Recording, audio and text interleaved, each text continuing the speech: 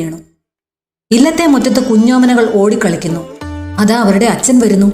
കുട്ടികൾ ഓടി അണയുന്നു. ഏറ്റവും ഇളയ 2 കുഞ്ഞുങ്ങളെ വരടുചി ചുമലിലെടുത്ത് വെക്കുന്നു. അമ്മേ, അച്ഛൻ വന്നു, അച്ഛൻ വന്നു. മൂത്ത മകൻ വിളിച്ചു പറയുന്നു. അച്ഛൻ ഞങ്ങൾക്ക് എന്താ കൊണ്ടുവന്നിരിക്കുന്നത്? അമ്മ നോക്കിയേ, കൽക്കണ്ടം, മുന്തിരിങ്ങ, കസവുമുണ്ട്, വീരാളിപ്പട്ട്. അച്ഛാ, എനിക്കോ?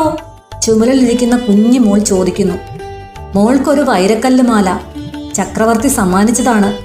വരടുചി മക്കളെ താഴെ ഇറക്കി. മകനെയും മാലയെടുത്ത് അവളുടെ കുഞ്ഞി കഴുത്തിലണിഞ്ഞു. എനിക്ക് മാല വേണം, എനിക്ക് മാല വേണം, ഓരോരുത്തരും ആവശ്യപ്പെടാൻ തുടങ്ങി. വരടുചി തന്റെ ഭാടത്തിന്റെ കെട്ടഴിച്ചു. മുത്തുമാലകൾ പുറത്തേക്കെടുത്തു. എല്ലാവരെയും അണിയിച്ചു.